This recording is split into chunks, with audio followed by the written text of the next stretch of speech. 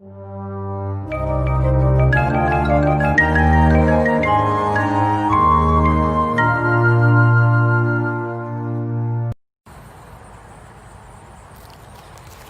y'all, Spud here from Three Dots Downtown. Thanks for tuning in to the Center Film Festival. We hope you guys are enjoying yourselves. We here at Three Dots Downtown exist to amplify culture and support creativity all around the region, and so we are super excited to be partnering with the Center Film Festival this weekend. Last year, November of 2019, we actually helped fund the inaugural Center Film Festival, and so we are super excited to see them returning this year and pivoting into the virtual space. At Three Dots Downtown, despite the fact that our physical space is closed because of COVID, we continue to give out these $1,000 grants every month to people in our community that have ideas to make the town a more vibrant place. So we would love to fund your creativity and your ideas. If you've got an idea or a project that you want to see get off the ground, we'd love to give you $1,000 to give you the encouragement to get a go at it. So go ahead and check out our site at threedotsdowntown.com, and you can learn more about the grant program. And coming up in December, on December 15th, we'll be having a live event on Facebook giving our final grant of the year out. And so be sure to tune in on that. Go check out the Three Dots Downtown social media pages to learn more about that event. And if you want to get your idea in the running for that grant, we would love to consider it. So hope you have a great rest of the festival, and we hope to see you soon when our space reopens at some point down the road. Take care, friends, and have a good weekend. Hello and welcome back, everybody, to the Center Film Festival. We're back for another Q&A today. My name is Pearl Gluck. I am the co-founder of the Film Festival with Kurt Chandler, and he's behind the scenes, the man behind the curtain.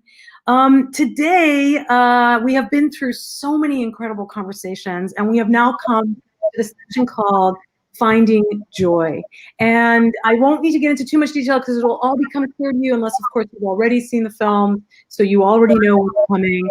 And it's going to be a terrific conversation about what it means to make films that get into the essence of finding one's identity with a level of, I want to say joy, but I don't want to give too much away, but finding the self in what may be quite a difficult, complicated way, and finally unveils itself.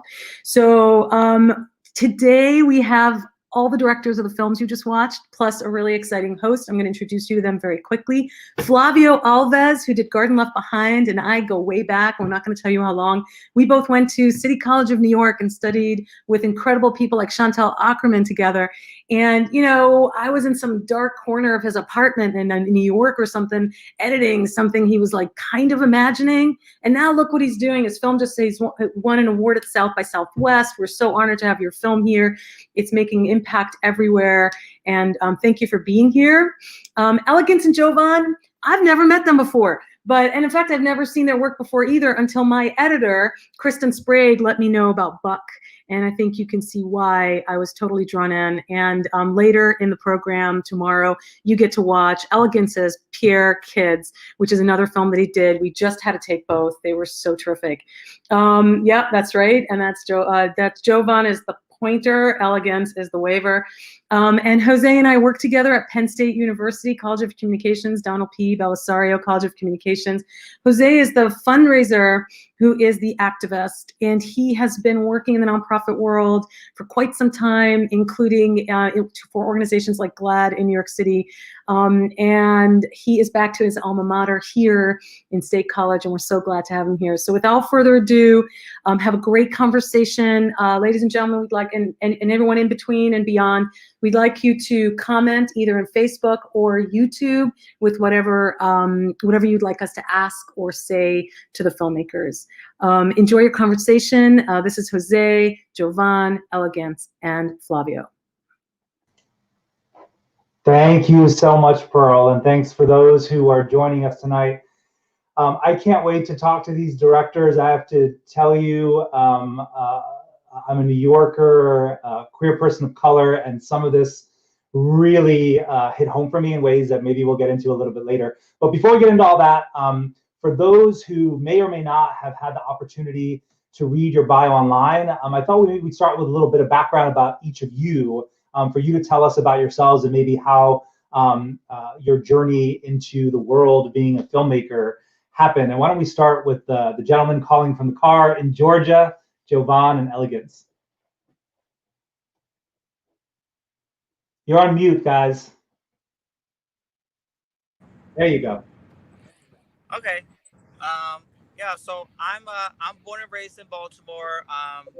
I had three brothers growing up, and I had three brothers growing up, and I grew up with an interest in math and science, but I always cared about storytelling, and I was always that kid writing in the journal, and I had artistic interests, but I did not explore it until after I got out of high school, and I went to college at the University of Maryland, Baltimore County, where I sort of studied more experimental film, and started to find my voice there and got an interest in directing. And after I graduated, I took a year off where it was sort of me trying to figure it out. I worked at Starbucks, and I was that guy with a bachelor's degree in art as a barista. I was that guy, and one day I got into NYU. I got the call when I was at work, and that turned a really bad day into a really good day, and so I sort of my life sort of changed right there, because after that I went to New York. Elias and I became friends very quickly. I made my first sort of queer piece of art with the jump off. I know that's in the bio, but that was like a big turning point for me, and so yeah, going to New York really changed my life. But I just want to say, I was that nerdy kid in Baltimore County, and I've come a long way. Well, you're still nerdy. I started making films by way of a very happy accident. I was kicked out of my house when I was 16 for being gay. I spent the next 10 years of my life homeless, where I went to Christopher Street and I discovered the power of community. After those 10 years spent homeless, I joined the Marine Corps, and my recruiter, after giving me a test, the ASVAB, which is like a placement test, where I qualified for all the jobs based off of my score, all the jobs the Marine Corps had to offer, but my recruiter was like, listen, I'm gonna give you what I think the top 3 jobs are. And one of them was to be an intelligence officer, and I am nobody's snitch, so I didn't do that. And the other was to be a journalist, and as much as I keep up on current events, I'm not interested in presenting current events.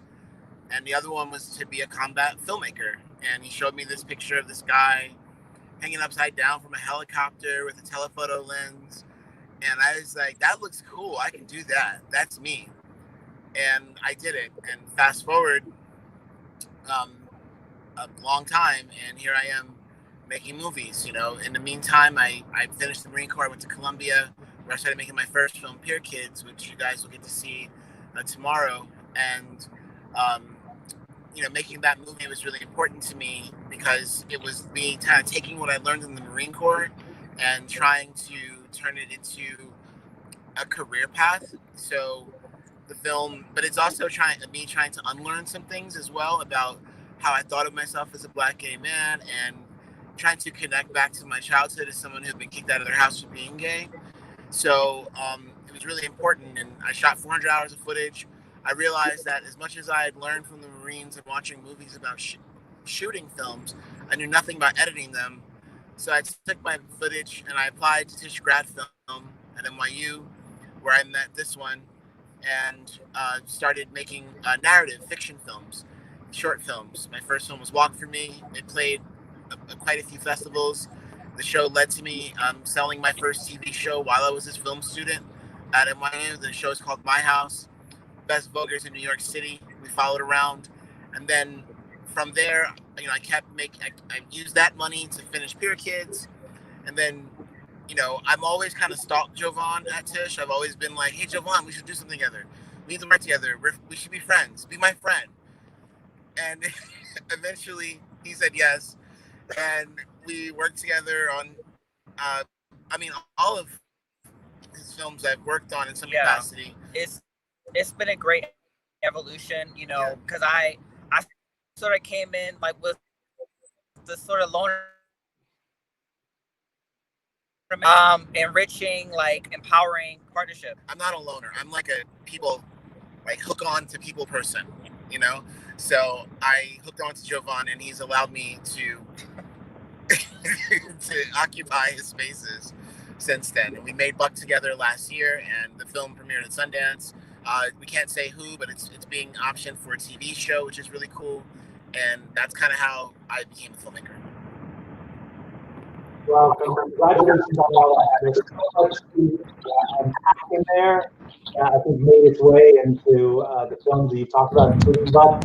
A little bit, but Flavio, why don't you tell us a little bit about yourself and your the road? Well, my name is Flavio Alves. I directed the film The God Left Behind, which premiered in 2019 at South by Southwest. I was very surprised to learn that we won the Audience Award at South by, and from there, it's just like history. Now, have been everywhere. The film has been playing over 80 film festivals so far, and they're still traveling. The film has distribution with, I think our distributor is Dark Star, now who acquired the film, and then and we will soon be releasing the film in the UK and in other countries as well.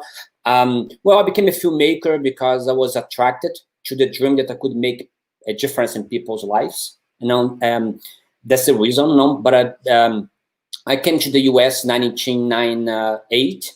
I'm a refugee myself. I was granted political asylum based on sexual orientation and political opinion. And after I wrote a book about the gays in the military in Brazil in 1997, and I came to New York, and then I went to Columbia University for my undergrad, and then and the City College for my master's in film. And I did a bunch of short films, and I have been traveling with them. I was with them everywhere now, just like my feature film. And then yeah, and then so I don't have much to say. Now we have been, as I said, now we have been done so much with this film, not just in festivals, but we have been everywhere screening the film. You know, it's amazing, you know, because we meet different audiences on every platform, you know. So it has been an incredible experience for not just myself, but for everyone involved while making this film. You know, it's the film's about most people that are watching us right now watch the film, and it's about a Mexican trans woman struggling to make a life for herself as an undocumented immigrant in New York City. So the film is very personal to me. I'm a gay man myself. I'm a Latino. So so that's the reason why I make this film, you know? Yeah, that's so probably, well, first of all, let me say it's no surprise to me and probably those of us who've seen the film why it has gotten such acclaim. It really touched so many emotions and so many issues that really connect with people that people are dealing with every day. So there's no surprise at the acclaim that it's getting. But you mentioned this a little bit, and I'm hoping you would go a little bit deeper and talk about what motivated you to tell Tina's story specifically. Why was this a story that was meaningful to you? Well, just like all my films, The God Left Behind is about marginalized and the overlooked members of our society. You know, as I said, and I'm a gay man myself, or I'm Latino, and I do understand what it means to be an outsider. You know, so this film, it's very personal, and I want to keep telling stories that not only reflect my experience as a gay man, as a Latino, but also keep telling stories of people who don't often see themselves on the big screen. And that's why I made this film, you know. And this film was almost like a documentary, you know, because we collected a lot of testimonies from people, and then and all those testimonies helped us to shape the story of Tina, you know? So I'm not sure if Elegance and Jovan, oh, there they are. They're still on. Similar question. I thought I was alone. I thought I was alone for some reason. It was just me and a big screen. And then I was like, what is everyone? Should I keep talking? You know, pretend that nothing's happening? There's things happening behind the scenes that we don't even know about. But we're all back. We're all back, and we're all Awesome. So Jovan and Elegance, on the same lines, I know a little bit that they're about the inspiration for Buck that there was a specific story that influenced the telling of that. I'm wondering if maybe we can start there about why how this project came to be and why you wanted to tell this story.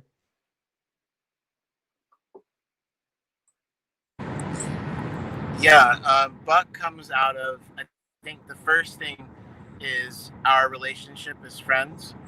Jovan and myself, like we said, we met at Tish, but another important part of our creative team is my husband and our friend Chester.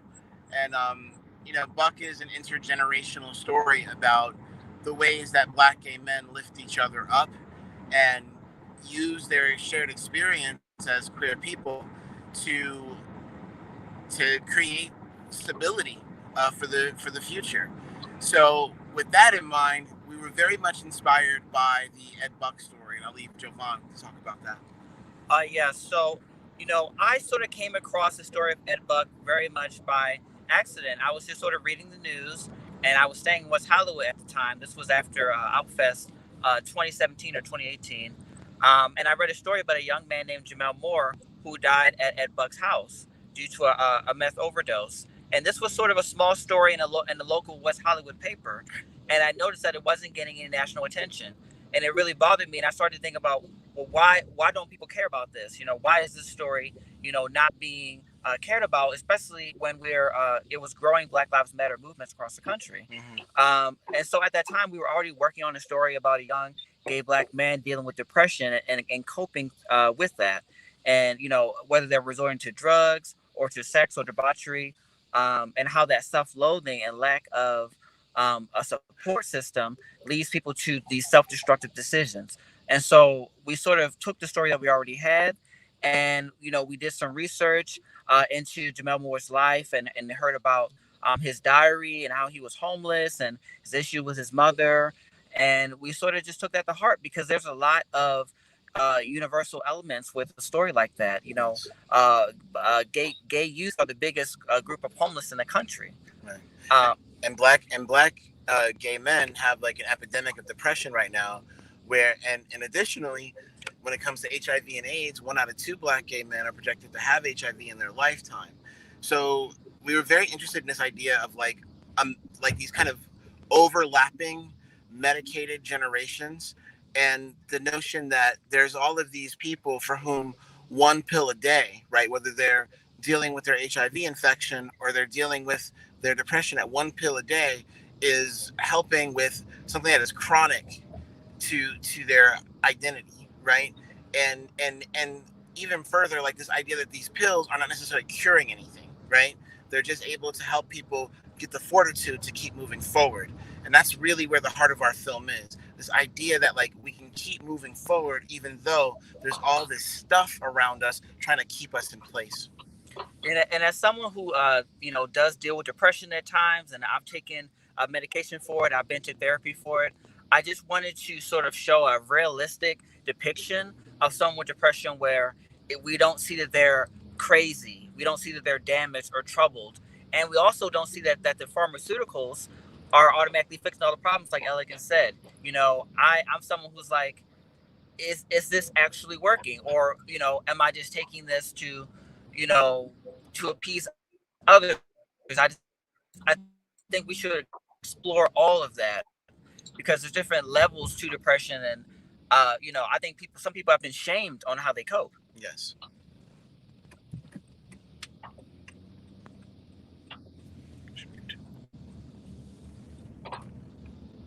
Sound.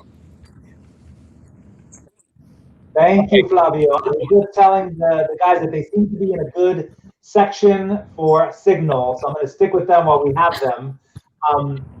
But the topic that I want to get into, commonality in both films, is on the topic of intersections. As someone who's been involved with movements, successful movements really understand the intersectionality of movements. And in both films, there's a lot of intersectionality.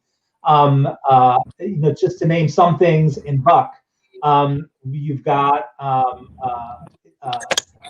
different types of health conditions, mental and biological. You've got the relationships Anyway, so my question is, in all of the issues that you're dealing with in Buck, what are you hoping to compel the viewers to think about and potentially do about the issues that you're highlighting? You know, I think that's a great question. One huge thing I think is empathy. You know, we start the film off with him having a difficult conversation with his mother, one he has often, but it's difficult, and they're having trouble connecting. And I feel like, you know, as young adults, we have to redefine our relationship with our parents, but you know, we're going through issues, and it's tough to connect. And I think it's always important to try. You know, it's important to forgive each other when we snap, when we're not as kind or patient as we should be. You know, I want people to, like, you know, just think twice when they're dealing with someone who has issues, and say, you know, I know they're going through something, you know, let me give them space, or maybe this is the time to engage. I should actually, you know, really put in the extra effort to help them. I just think that regardless of whatever the action is, it's just to try to find a better place of understanding. Yeah, and I think that for me, you know, I'm really interested in the idea, like I was saying before, about intergenerational support and what that actually looks like. One of the things that has been kind of like weighing on me as I've become grown is like the influence of HIV and AIDS, and how it's killed so many people before their time, and many people who probably would have been my mentor, who probably would have given me, you know, that kind of valuable life spiritual information that Black gay men pass down to one another generation to generation, that never really happened. And I think that the lack of that connection from one generation to the next is a part of why so many young Black gay men feel so very alone and so suicidal and so depressed. So what I'm hoping is that this film can celebrate that intergenerational support, and also kind of inform the ways that audiences imagine their role in that conversation. Very often, you know, queer culture is very youth obsessed. At times it can be very sex obsessed, and there's nothing wrong with youth or sex. At times I'm into both of them, and I still think I'm young. But what I can say is that obsession sometimes undermines our ability to share wisdom. And I hope that people watch this movie and see, like, these are two queer men cruising who can put down their desire for sex in order to find a desire to build. And I think we need to build with one another as people in this nation overall, left, right. You know, we just had a very contentious election that's ongoing, right? Even though Trump lost, right? But I think that, you know, we need to learn how to build. I think Black queer people need to have spaces and have films that celebrate and inform the possibility that we can build with one another and, again, move forward. Amen to that. Flavio, it's particularly great to be having this conversation with you during Transgender Awareness Week. And there are clearly a number of intersectional issues in your film. Obviously, we've got, you mentioned some of them, an undocumented family. You've got a young woman relatively early in her transition. There are elements of economic injustice issues, and clearly violence against Black and trans people. There's a lot going on there. So the question to you also is, what are you hoping to compel the viewers to think and maybe even perhaps do after watching this film? Well, I need like 3 hours to respond to your question, no? Because I try to check as many boxes as possible. But the point of making a film like The God Left Behind is to start a conversation, right? So there are so much social stigma and misunderstandings surrounding the transgender issues that I thought it would be the perfect subject to address. But there are, as you said, there are the Latino issues, there are violence, police brutality. There are so many stuff that we have in the film now, but the idea again was to start a conversation, and my hope is that this film will travel everywhere, and the people will respond to the film. And I didn't make a film specifically to the LGBTQ community. I made this film to the mainstream. Now I want people to understand what we as members of the LGBTQ community goes through, and so I'm very pleased with the response we are getting when you go to festivals and the emails that we get, and not just myself, but everyone involved in the process of making this film. So I'm very happy with the results, and we are very excited. But there are so much to be done now. I hope this film is just like the beginning, and now I hope it will help to spark the interest of other filmmakers to now address issues that affect our community. Thank you, Javier. I'm going to stick with you on the next question. One of the things that really spoke to me, and again is prominent in both films, are the relationships between characters. And Javier, I want to start with you because I shared this with Pearl yesterday. After seeing the abuela, I immediately called my grandmother because I realized how much I miss her, especially not having seen her for so long during this time of COVID. Clearly, there's so much depth with Tina, who obviously abuela calls Antonio, but it's complicated. You see that in a conversation she has with Tina's friends. But anyway, I so related to the relationship that Tina had with her grandmother, and I'm hoping you can talk a little bit about why that was such an important part of the story. I find that relationship the backbone of the film. So when you watch the film, and you understand, those characters, and the grandmom is such she's a character. I love her, and then but also the reason why we had that character in the film is because most films about trans youth don't talk about family members, and it might actually send this wrong message that they don't have family. It's just true that some of them has been thrown out, they are homeless, but this is not the story. I want a film that was has to do something with family, so people can understand the struggles from actually both sides, and not only from Tina, who is struggling to have the support from her grandmom, but also from the perspective of the grandma, who failed to understand her. And they actually, in fact, they misunderstood each other, right? But they loved. There is no question about the love that they had toward each other.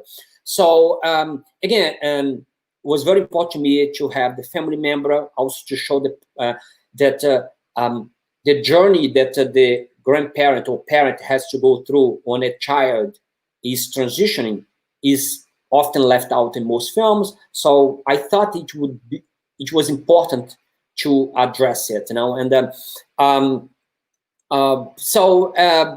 it became like, as I said, it's the backbone of the story. Everyone loves her, but also it helps also to people to actually fall in love with Tina as well, because I want my audience to be on her side very quick, and that relationship really helped to see the people, to understand, whoever sees the film, especially as I said, the mainstream watching this film, they actually fall in love with Tina because of her love, that relationship she had, the beautiful relationship she had with her grandmom. And that's the reason, as a filmmaker, and also I see those things too, that how can I get those who actually fail to understand us, because maybe we never reach out to them, how can we get them on our side, and so it's a film that it has intention to change hearts and minds, and that was our goal, and I really hope that we achieved it. Thanks for the kind words, by the way. Well, the other thing that really spoke to me is she didn't give her grandmother very much credit, and I get that. Again, it harkened back to me and all the fears that I had about the stigmas around being gay, and for Tina about being trans, and the assumptions she made about what her grandmother felt. And I think we saw that the grandmother had unconditional love, for her. And that obviously came out in the scene when she was talking to her friends. Yeah, but everything you see in this film actually are things that we heard from the trans community. It's nothing like came out of my mind. When we write the script, me and John Rotondo, my screenwriter, we spend lots of time with the trans community, and we wanted to make sure that they were on the table while we were writing the story. We didn't want to misrepresent anyone. So again, everything we saw on the film are things that everything are things that we heard from the trans community. So even as the violence, everything they face, and the struggle in dealing with the family members, also the family members called them by the dead name. Everything that you see in that film, again, came from firsthand from those testimonies, so I'm pleased with the results because I felt that it was just like a documentary the way we told this story, and spent a lot of time doing research, and but it paid off in the end. Absolutely, it absolutely did. So again, Jovan and Elegance, I said at the beginning that this struck a number of chords, both films with me. I don't want to get too much into my personal life, but listen, I grew up in New York City and grew up in the party scene. That's where I met a lot of my friends and had a lot of my experiences. So that morning after scene was, we would say, an all too familiar blast from the from the past. Welcome, unwelcome. I'm not even sure. I haven't even processed all that yet. But that that dynamic between Lynn and the guy was awkward at times. I just wanted you to talk a little bit, delve a little deeper into that relationship and my question is, what were you trying to convey between those two? Yeah, so this actually ties back to what I was saying earlier about empathy. It was so important for us to have like him to have an interaction with someone queer and understanding that was platonic and comforting and loving and nurturing, but wasn't about taking advantage of him and it was really about making him feel safe and understood. So I view Harris as a stranger who lives in a neighborhood, is sort of, an older version of Lynn, understands what he's going through, has seen him night after night, stumbling around, cruising, and Harris is still, cruising himself. But, I think which is important to show that a stranger can care for you. They can understand you. There are things that connect us without, a lot of words need to be spoken. We are connected through our pain. If we can use it in a powerful way to actually move forward, not be stuck in it, then being connected by our pain can be a good thing. Yeah, and I think I wanted to particularly explore those shameful feelings that a lot of men have. I mean, the other kind of part of this story that's we don't get to talk enough about is the crystal meth element of the story, and that I don't know, for me coming out, drugs and partying was a part of it because I felt like my lifestyle had been kind of maligned and seen through a dark lens. So that meant that if I wanted to go engage in my lifestyle, then I meant that I was much closer to darker things like drugs, like, anonymous sex and so on and so forth. And those created a lot of, difficult feelings of shame. And I think shame is one of the reasons why so many people, kind of young people, get caught in the throes of these things, because you really have nowhere to talk about the fact that you might want to have a night of casual, reckless sex, and you have nowhere to talk about what that feels like afterwards. And I think Harris understood what Lynn was doing, and has seen, like Jovan said, has seen Lynn around a lot. And Harris is the type of guy, in my head, he's a social worker by day. And maybe at his job, when he's counseling people, he doesn't really, his job is to counsel people, period, whether he's on the clock or not.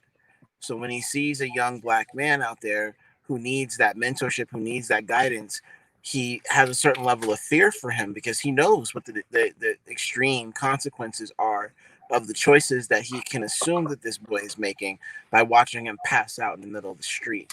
So, you know, in my mind, their dynamic is one of, like Jovan said, of care, but of also familiarity. And we are all kind of living in this reality, especially in Black Lives Matter, where we're all being challenged about, you know, what do you do about what you see every day?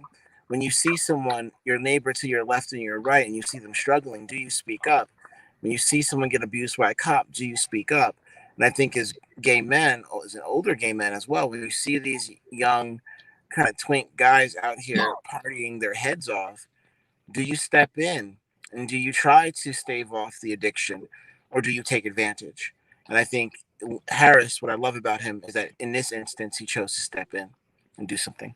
And I also think it's important that was an environment of no judgment. And so that's where we can have like our best growth. You know, he felt safe and able to talk to him because he didn't feel judged.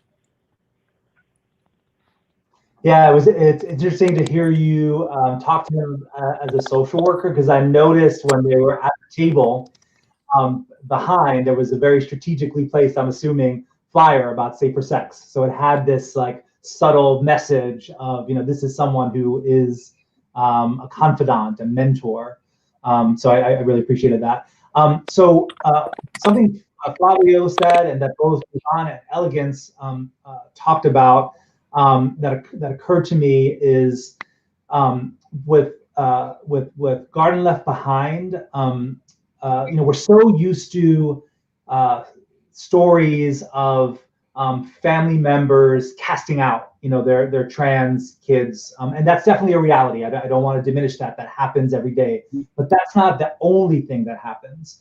And we often hear stories about violence and, you know, competition in communities of color. And yes, of course, that's a reality, but that doesn't happen every day.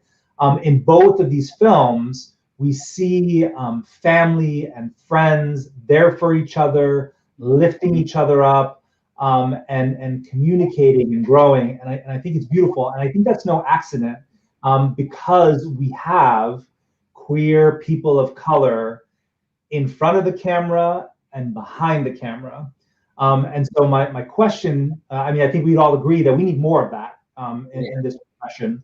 And so my question to you is how important is that to you, and what are some thoughts of yours about how we continue to bring young queer people of color to the industry, in front of the camera, behind the camera, writing stories, directing, all the above? We can start, whoever wants to jump in. I'll jump in. Okay, go ahead. I'll jump in. Yeah, I mean, Flavio probably knows way better than I do because Flavio's a pretty big deal, you know. So I can't wait to hear Flavio say. I'm going to take my pen out. He made it up. Notes, he made it up. But you know, I think that the first step, this is tough, right? Because art is a self-motivated thing. I truly believe. You're on mute again, my friend. Sorry. Okay, go ahead. Sorry about that. But I think art is a self-motivated thing, and I don't ever want to like diminish that, right? That, you know, there's all of these people of color out there who are trying to who need to develop their craft, who need to be committed to the clarity of their voice and being, you know, very sure about that and confident in that.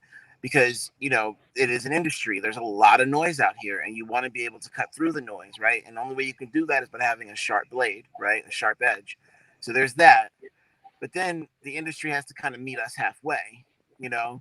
And I think that what's happening is, like, I'm really grateful for festivals like Sundance and Toronto, and everyone is being very forthright about, you know, our festival is 47% diverse, and we've got 24 Black queer people and 11 women, and, you know, and it's great, right? But at the same time, you know, the industry doesn't necessarily run through these labs. That there's a whole side of the business with these white guys who are able to just, you know, wake up, decide to be a director editor, AD, go out, work their way up from set, and end up in those prime positions.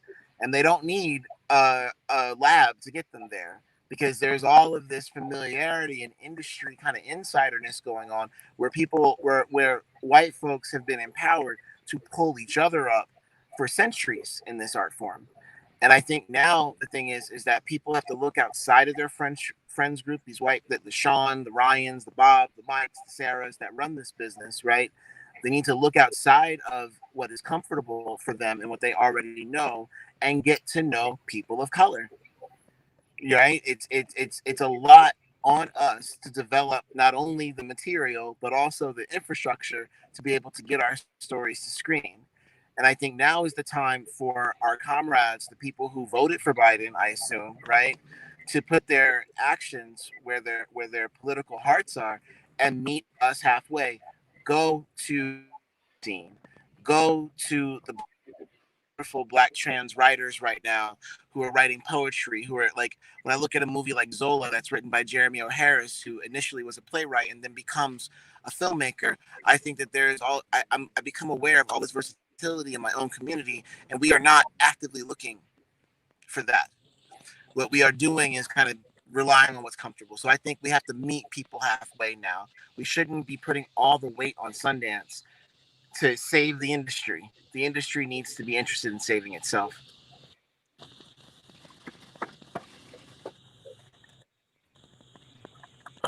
Flavio? Well, I grew up in Brazil in the 70s, in the 80s, like watching American movies. And at that time, the only thing I could see a Latino playing was like a gangster, pimps, and that goes also for African Americans, right? And a gay man playing what? Playing, dying with AIDS, and I was wondering, like, that's not who I am. It's not that I'm not saying that. I'm not saying that AIDS is not part of our history, and AIDS has devastated our community, but on the other hand, now I think people, the studios, they always look for the easiest way to tell a story, because I think their audience think like, okay, this is the easiest way to get what I want to get, and they are kind of lazy, right? But but it's not fair for myself, who sees my community being misrepresented, but also it's not fair for the audience who don't get the right information, right? So, and for me, representation is very important now. And I made a film about trans. I'm a gay man, So, but as someone who is on the other side of the fence, I do understand that things can be misrepresented, and not with the bad intention sometimes, in most cases, but it's just because sometimes we don't understand the community. Everything when we are writing a script comes from our first impression, things that we learn, that we see from other films. We are copycats, right? So, and while I was making the Gala Behind, I wanted to make sure that I had everyone at the table. Now I have everyone in the process of making. Everyone. We had a lot of members of the trans community working with us. As a result, we have over 50 trans men and trans women working front and also behind the camera. And the reason why we had people working behind the camera, not only in front of it, because every trans actors are played by, trans characters are played by trans actors. But also we thought that it would be important also to have them behind the camera, so that they can learn and eventually find their way to the director's chair. Because if I had that opportunity, I would be in much better shape today. And you guys know that, Jovan and Elegance, you guys know that, the challenge that we face as minorities, to find our way to tell our stories in an authentic way, because for the most part, those who control the narrative are white people. They control, they have the power, they come from money, and we don't. Things are changing, equipment is getting cheaper, and we are getting tremendous support from festivals and from foundations who are throwing money at us. And now it became, this is the best time to become a minority, So for the first time, I feel that my voice and the voices of other marginalized communities I heard. We are not there yet, but we have walked a long way, and I'm glad to see you guys making films the way you made, about queer point of view, but also from your perspective as African Americans, So that's amazing, and just like myself as well, and talking, telling stories about my Latinx experience, and being gay, so, but we have to keep pushing other people that, and help them to come to the forefront of filmmaking as well, because there are a lot of people out there who are thirsty. They really want to do what we are doing, but they don't have the tools. So it's also helping them to get where we are in the position that we are to be able to tell our own stories. I remember working at GLAAD many years ago, 16, 17 years ago now, and so many of the films that we watched and voted on as staff members had queer content, but often had heterosexual characters playing gay and trans roles. And it's great to see a shift in that, and long overdue. I'm wondering if you can give some insight into the casting process that each of you went through for your films. And Flavio, why don't we stick with you, and then we'll head to the Jovan and Elegance next. It comes again to that point that if you can't see it, you can be it. So our challenge was that we had to cast trans actors for all films, because we have very small number of people applying for those roles. So we had to take this. We have to jump in the dark and doing something that hasn't been done before. We, instead of actually work with our casting director, we decided to actually put in a casting call in every trans organization and ask them to send everyone, because at that point everyone had a shot. And as an example, of our success is that Tina, our main character, never acted before. She stepped in front of the camera for the first time.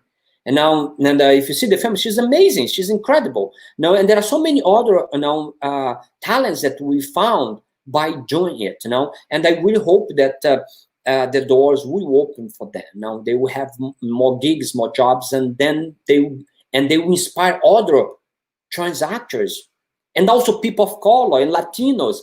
Everyone should have a chance, and and seniors as well, because a lot of my films have lots of seniors, and it's all about giving voice to those who we don't see very often on the big screen.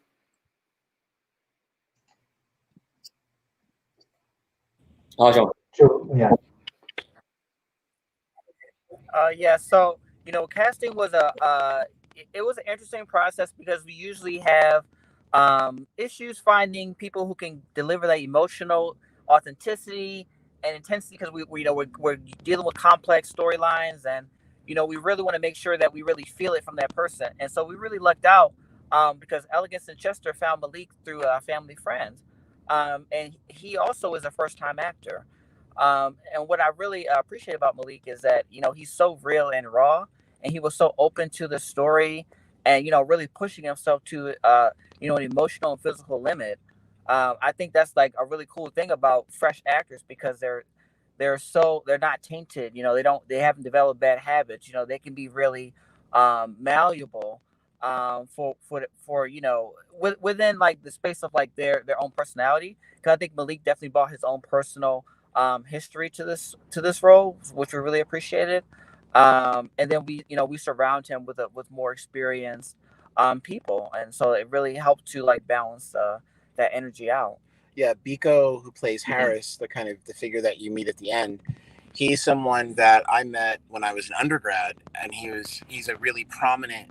Well, he's becoming much more of a prominent film and television actor as we speak. He just actually finished a project with Andre Holland. That was, I think it was directed by Ta-Nehisi Coates, and he's really starting to really move up in the industry.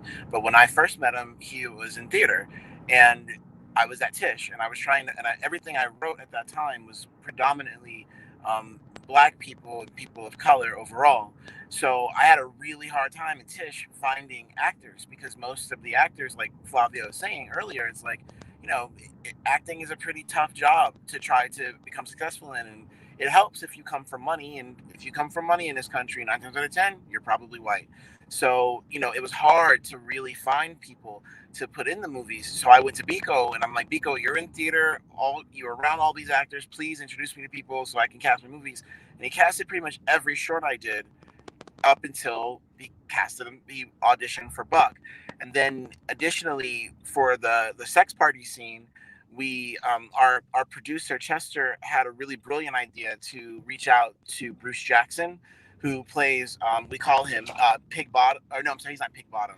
He's what is he? He's Aggressive Bottom. I'm sorry, he's Aggressive Bottom. Right, the arguing couple. Yeah, and so the Aggressive Bottom guy, he's actually an OnlyFans porn star.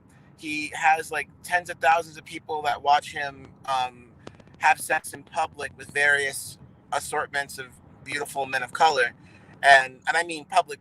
Like he'll be at a bar and he'll ask people to if he can give them head, and if they say yes, it's on his OnlyFans. So by putting Malik in that situation with people who kind of already have the contours of the space, I think it allowed for, I like to call it sometimes I'm very much a verite filmmaker. If you watch my documentary Pure Kids, you see that. And I think with actors, putting them in situations with people who already kind of know the real thing can provoke and access an actor's life experience in a way that they may not necessarily be on the surface conscious of. And I think that's what happened with Malik in this piece. And we also had the great Simbi Kali playing his mother. And even just having Simbi on set with Malik, Simbi's a really experienced actress. She's been on Martin, she's been on 30 Rock from the Sun, multiple movies, multiple plays, video games. So just having someone like that around allows for a level of conversation, exploration that, when I'm not directing him, he's surrounded by people who are feeding into his instrument. And I think that is a huge part of why he was able to deliver what he delivered on screen. Right. And again, Simbi is the mom. She appears with only voice. Just to be clear. Yes. So that's how we casted it.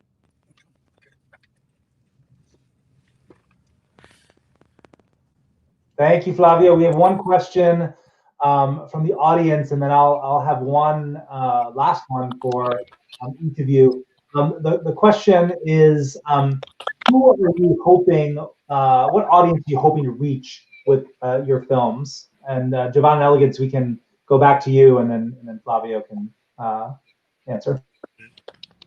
Yeah, I'll take it. I think who's the audience? I'm my audience for my work. I love making stuff. I love Toni Morrison. She's one of my favorite artists ever. And she has this great quote where she said, some interviewer asked her, Toni, how did you become the most brilliant author in American history? And she said, well, I went out to the bookstore and I wanted to read books, the stories that I wanted to see myself in. I didn't see any stories, so I started writing them. And she said, if you don't see yourself, write it. And so in that regard, the movies that I'm making are movies that I wish existed when I was coming up. And they're stories that are my truth. These are, the boys that are in Buck, the boys that Ed Buck abused are friends of mine. You know what I'm saying? Not literally those guys, but guys like that, guys who are in a desperate situation. I was homeless myself, and very often when I see, Black queer subjects on screen, I don't see my experience on screen. I see something that looks very, and the thing is, I know I'm not alone. I know there are millions of people around the world who see the world through the eyes that I see them through. And so they're my first priority, is giving them life, making them feel like, okay, I'm going to show up and I'm going to walk out of this theater and everyone's going to know that I'm important because someone made a movie about me.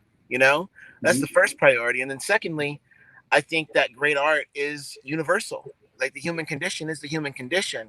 And we pile on all these labels and all of these circumstances and political realities like race and gender and sexuality and all of that. But at the end of the day, we're hominid beings that walk on two legs, have opposable thumbs. If you cut us, we bleed. If you hurt us, we cry. And if you give us joy, we can triumph.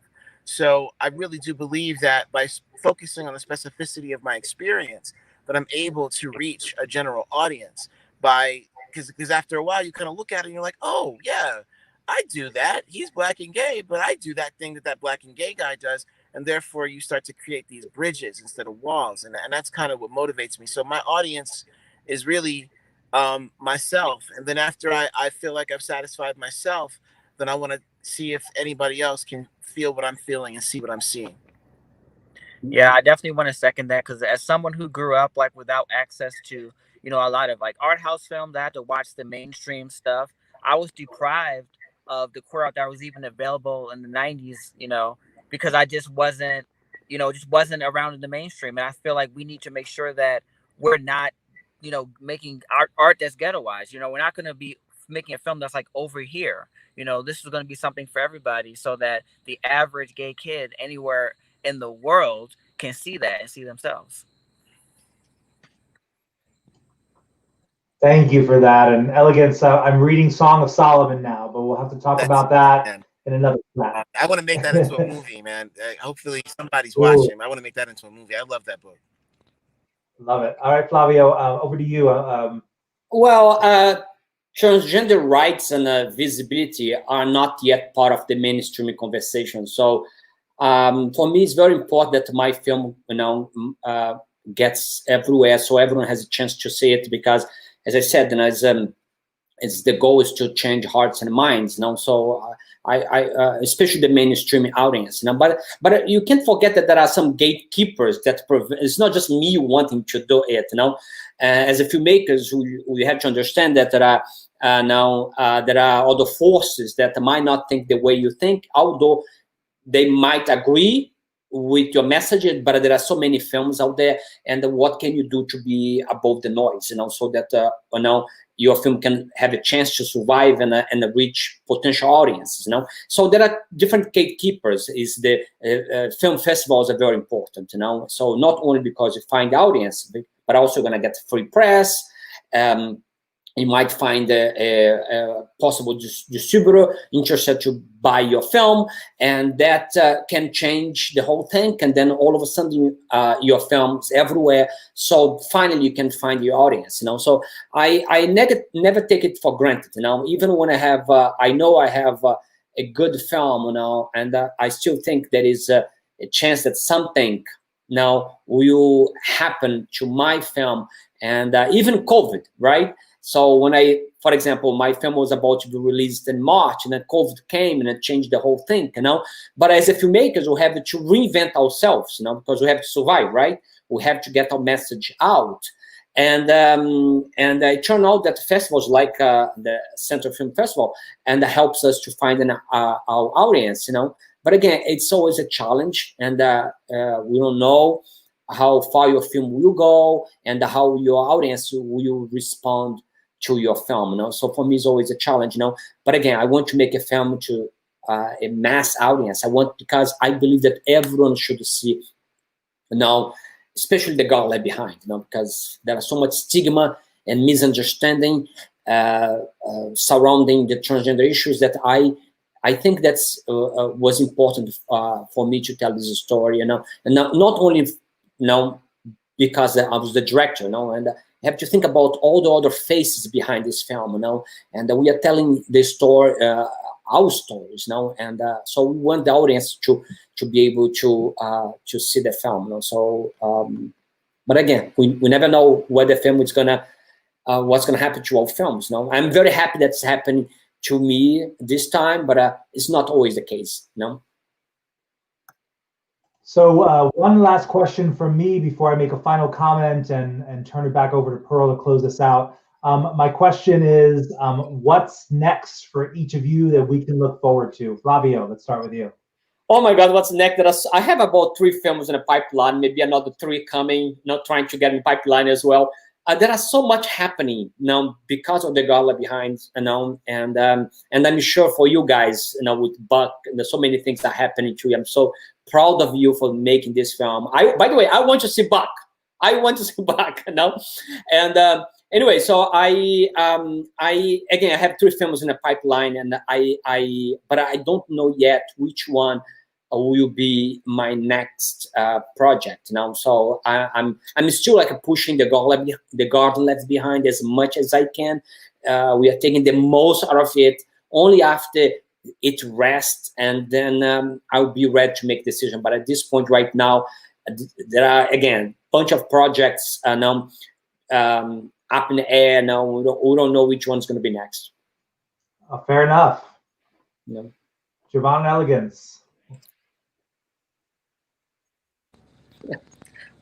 Yeah, so like Elegance already said, we will be we're currently developing Buck into a TV series. We can't say with who, but you know, we're very, very excited to drop that news, and it's with you know, a very I don't know, I just think it's going to be a very fresh, like, you know, project. I don't think this company's ever done something this Black, you know, this queer. So I'm very excited they've been open to working with us.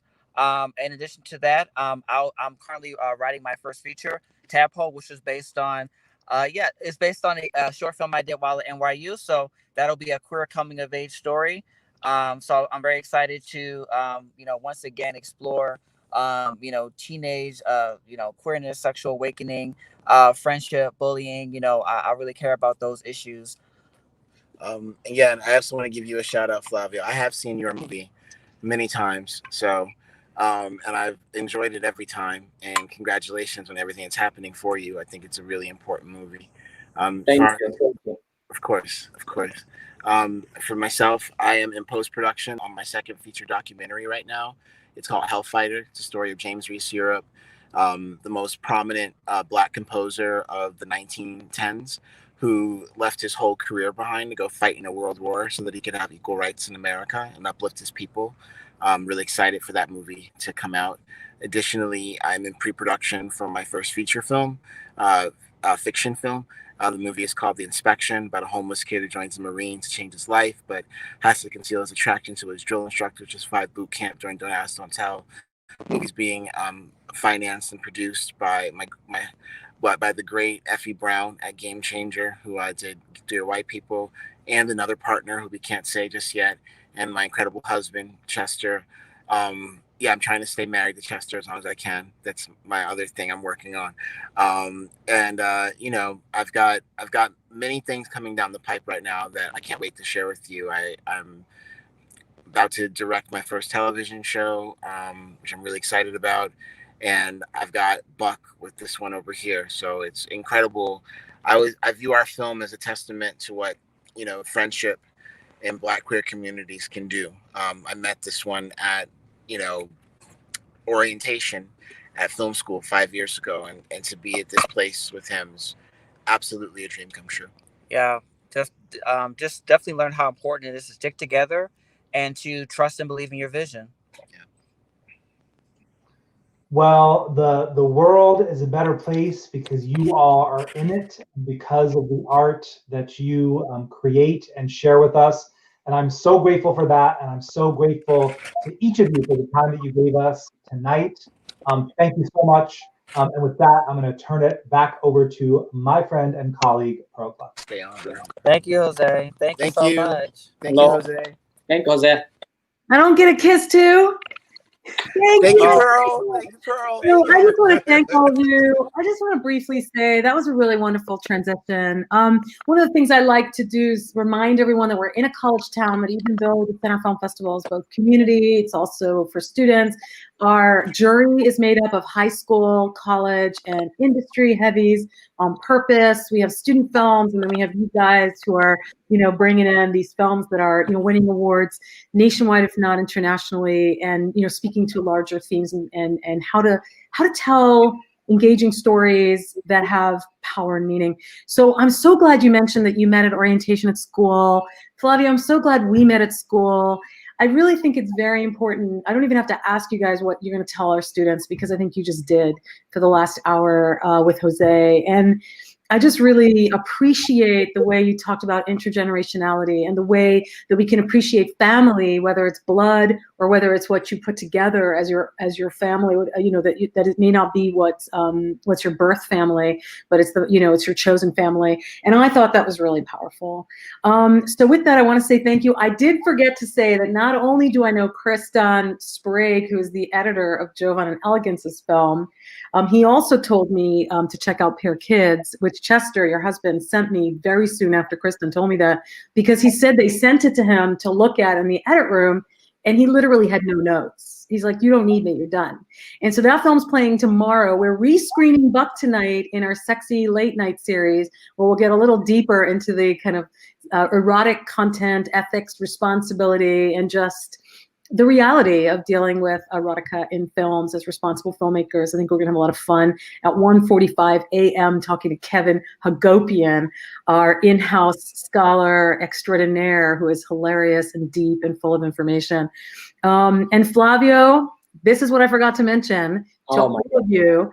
Not only do I know the guy because I went to school with him, but as it turns out, we share a casting director. And I loved hearing y'all talk about Caroline. We love Caroline. So if anyone needs a really aware, tapped in, and conscious of what you're actually trying to do as an artist and a visionary for your own work, she's the gal for you in the way that... You introduced me to her, you know that, right? Say again? You introduced me to Caroline. Yes, I did. And for obvious reasons, Flavio, look what you did. Look what you did with Caroline. Yes. So with that, I just want to say it's a small world, exactly what Jovan said, exactly what Elegance said, exactly what Flavio said. You know, you're all coming up together, so look around you. These are the people with whom you can make change, making the work that you're inspired to do. And thank you for inspiring us tonight. We'll see everybody, hopefully again, for our next conversation, and tune in. Thanks for joining us at the Center Film Festival, and have a great night. Thank you.